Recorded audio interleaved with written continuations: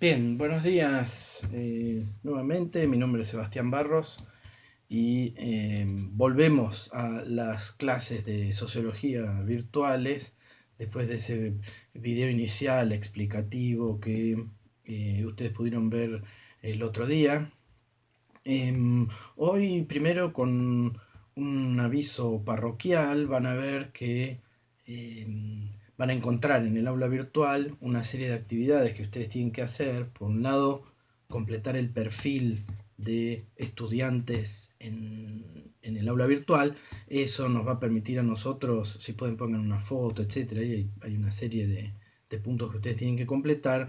Así nosotros vamos conociendo un poco mejor con quienes interactuamos, y además les vamos a pedir que respondan una encuesta que hacemos anualmente desde esta materia y cuyos datos después vamos a compartir con ustedes, obviamente, y vamos a hacer algunas actividades a lo largo del año. La idea es mantener cierto grado de normalidad mientras se pueda en relación al cursado a partir de la pandemia y de la cuarentena obligatoria, y por lo tanto todos los viernes ustedes van a tener videos como este donde vamos a tratar algunos de los temas de la materia, algunas de las unidades, textos, problemas, etcétera. Y luego los martes van a encontrar actividades para realizar cuando ya estén divididos en comisiones. La división en comisiones va a ser fruto de la encuesta que ustedes tienen que completar. Por lo tanto, es importante que para el martes que viene esas encuestas estén completas, así nosotros podemos ir separando los grupos en comisiones. A cargo de cada una de esas comisiones va a haber una persona con la cual ustedes van a trabajar más asiduamente los días martes. Van a recibir información los días martes y van a poder intercambiar información allí. Los viernes van a encontrar estos videos sobre algunos textos. El texto de hoy, del que les voy a hablar hoy, es el texto inicial de la materia, que es el texto donde nosotros, de algún modo, ponemos los puntos de partida en la forma que tenemos de entender el mundo social. Eso no significa que sean los únicos puntos de partida posibles, ni que esa sea la única forma posible de entender el mundo social, sino que es la forma en que nosotros planteamos el acercamiento a los vínculos sociales, ¿no? A la vida en comunidad, y que, dado que esos son los puntos de partida que nosotros vamos a mantener a lo largo del año, es interesante que ustedes ya puedan comenzar a manejarlos y puedan empezar a vincularlos a los textos que poco a poco vamos a ir trabajando en la materia.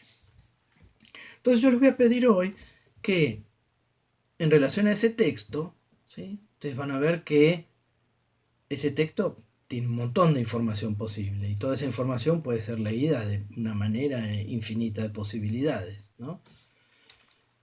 La ventaja de tener clases como esta, de ver estos videos, la ventaja de tener el programa de la materia, como ya les había sugerido en el video anterior, tener siempre disponible el programa de la materia, conocer el programa de la materia, la gran ventaja que tiene es que ustedes van a poder saber qué leer en esos textos, qué buscar en esos textos que tienen para leer.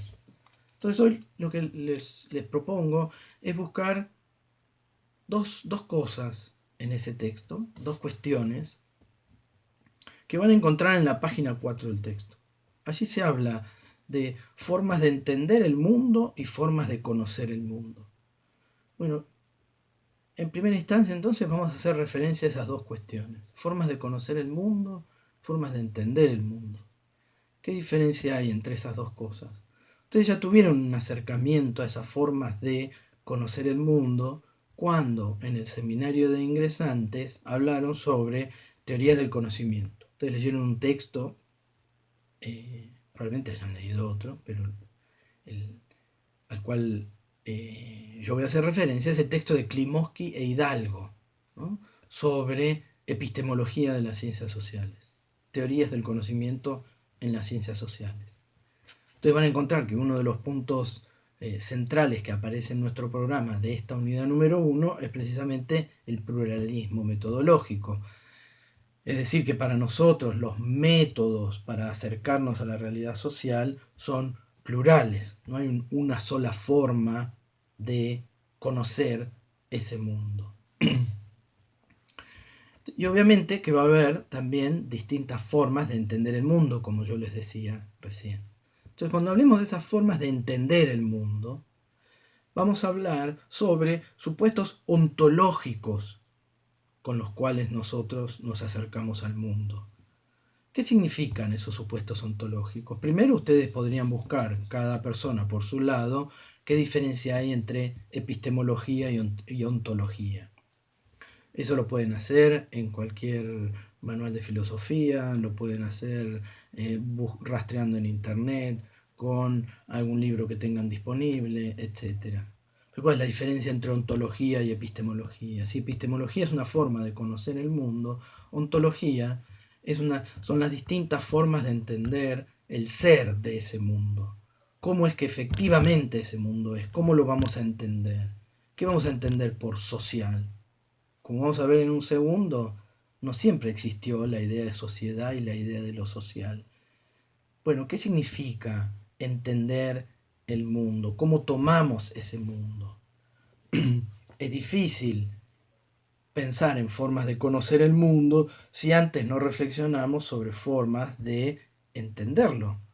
¿Qué vamos a aceptar como mundo y qué vamos a rechazar que es parte del mundo?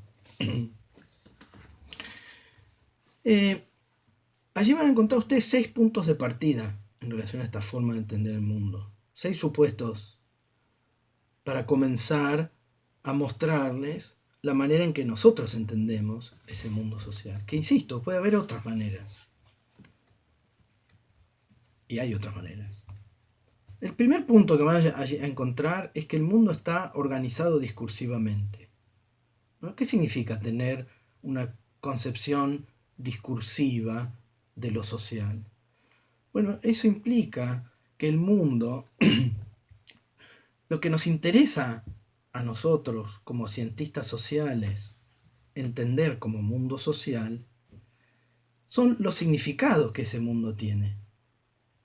¿De qué nos puede servir una descripción plana y llana de una conducta social, de una determinada acción social? Una persona va andando en bicicleta por la calle. Tan pronto como comienza a llover, esa persona se baja de la bicicleta, abre un paraguas y camina lentamente arrastrando su bicicleta con una mano y con la otra mano lleva un paraguas. Esa conducta que ustedes van a encontrar en los textos de Max Weber que tenemos para leer, bueno, ¿qué tiene de social esa conducta? ¿De qué nos sirve la descripción que acabo de hacer de esa conducta? Imagínense que yo describo: un determinado domingo de octubre yo veo personas haciendo cola enfrente a una escuela.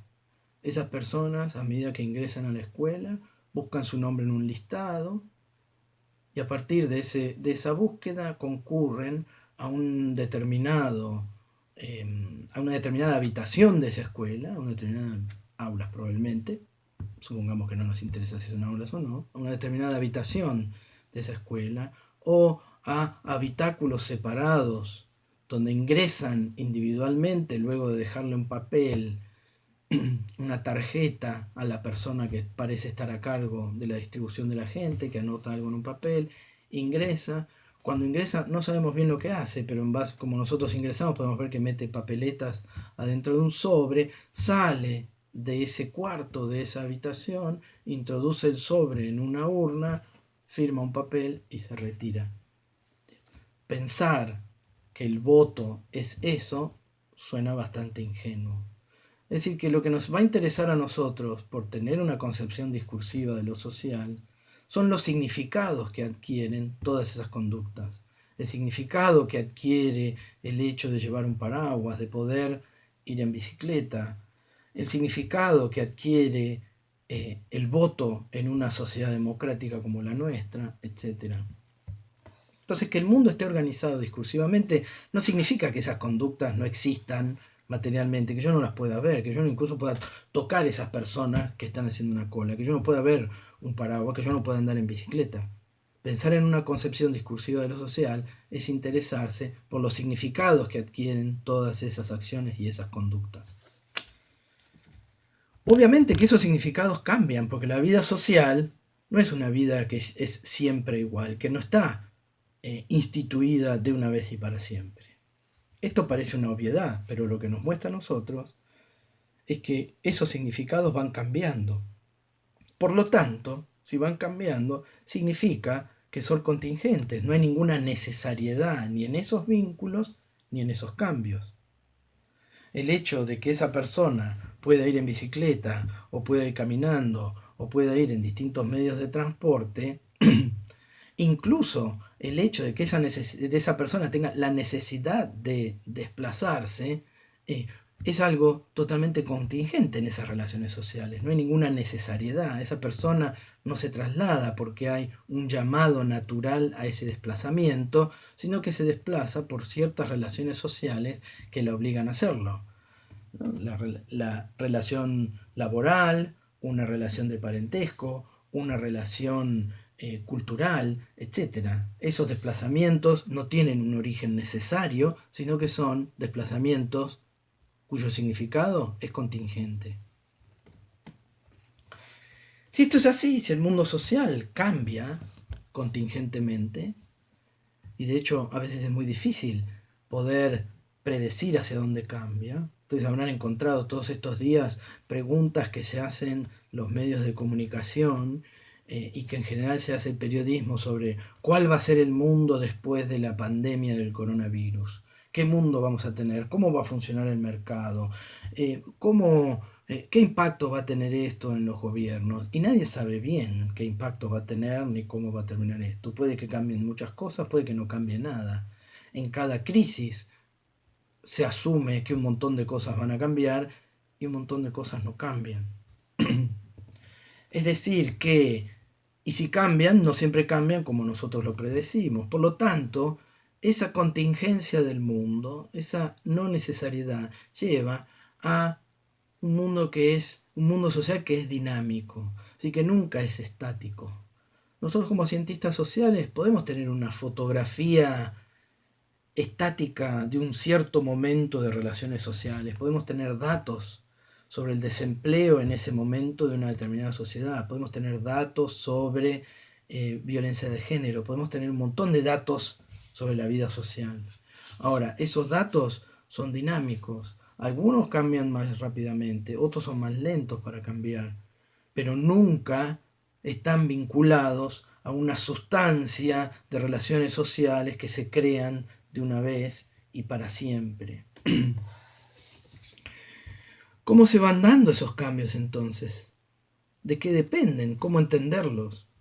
Allí es donde nosotros vamos a decir que el mundo social, desde este punto de partida, es un mundo que es relacional. Es decir, que la forma en que el mundo adquiere un sentido, adquiere un significado, es a través de relaciones. Esa persona que se traslada en una bicicleta lo hace inmersa dentro de ciertas relaciones sociales que hacen que esa persona deba desplazarse, sea forzada de alguna manera a desplazarse. Esa relacionalidad no siempre es armónica. Esa persona no siempre se desplaza armónicamente en esa bicicleta. Muchas veces puede resistir esos desplazamientos. Esos desplazamientos pueden encontrarse con otras relaciones que lleven a que una bicisenda, por ejemplo, sea problemática. O que ciertas personas desplazándose en bicicleta por una ruta para practicar un deporte encuentren ciertos problemas al vincularse, al relacionarse con las personas que van manejando otro tipo de medio de transporte, por ejemplo, camiones o taxis. Es decir, que esas relaciones que hacen un mundo dinámico y un mundo contingente, que adquieren significados discursivamente, no siempre son armónicas, sino que son muchas veces conflictivas. Están marcadas por relaciones de poder. Ese es otro supuesto desde el cual partimos. Las relaciones sociales no son necesariamente armónicas, sino que son relaciones que son conflictivas. Conflictivas no significa tampoco que vayamos por el mundo peleándonos mutuamente, ¿no? Conflictivas significa que es problemática, que genera resistencias y que genera también ciertas obediencias que nos lleva a vivir de una forma angustiante, de una forma problemática, y que no necesariamente por esa angustia que tenemos en las relaciones laborales, por ejemplo, terminemos tirándonos piedras con la persona que vive al lado de mi casa. Conflictivo implica un mundo que tiene diversos significados. Eso ya genera ciertas formas de negatividad y ciertas formas de conflictividad, en las cuales nosotros tenemos que estar al tanto como cientistas sociales. Dado que esas relaciones que nos marcan son dinámicas, contingentes y están organizadas discursivamente, como decía recién, y para reconstruir un poco hacia atrás el argumento que estoy intentando presentar, implican conflictos, implica que los significados pueden ser distintos, que puede no haber acuerdo en esos significados. Con lo cual, frente a cierta simpleza del sentido común, frente a cierta simpleza que automáticamente intenta personificar, ¿no? Personalizar esos conflictos que podemos llegar a tener, el mundo social, vamos a decir, y este es nuestro último punto de partida, es un mundo complejo. Es un mundo que esos conflictos y esas relaciones de poder muchas veces no se muestran tal cual como son. Esos descontentos, esas angustias, esas problemáticas, muchas veces están ocultas detrás de esas relaciones de poder. Están ocultas por discursos que las naturalizan, que intentan mostrarlas como necesarias, estáticas y sustanciales.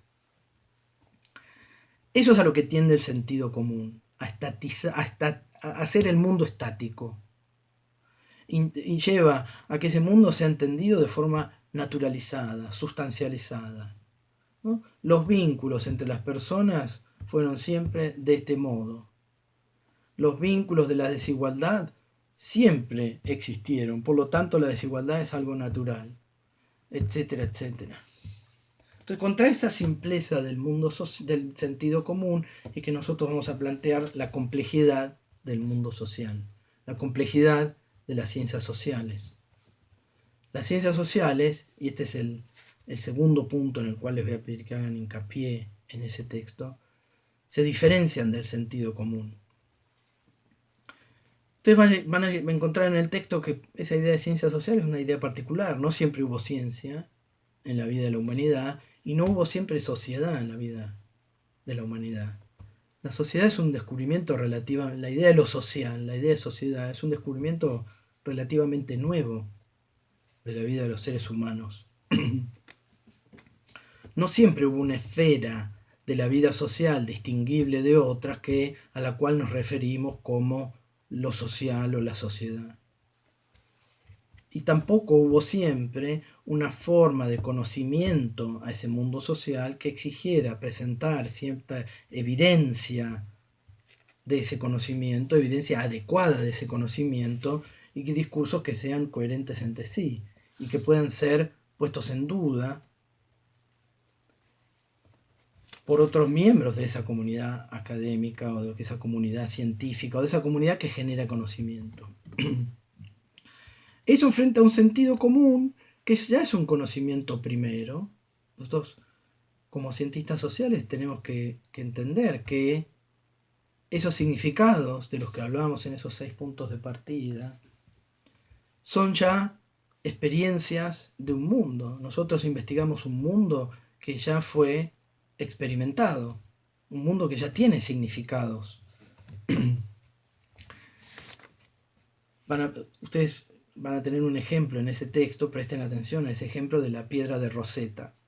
Ese es un ejemplo claro de qué implica un conocimiento previo, un conocimiento de sentido común y que va cambiando, que es dinámico, que no es estático y que es relacional.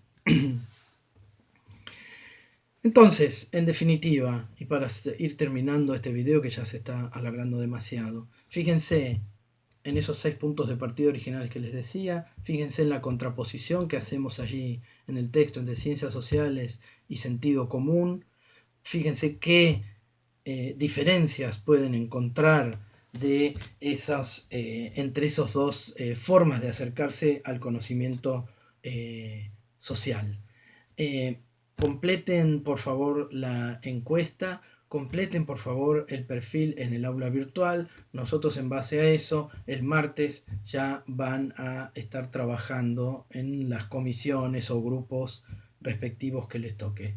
Espero que sigan bien con la cuarentena, cuídense mucho, no salgan, no tengan contacto con personas fuera de su casa, traten de guardarse en el hogar para evitar la propagación del virus. Estamos en contacto.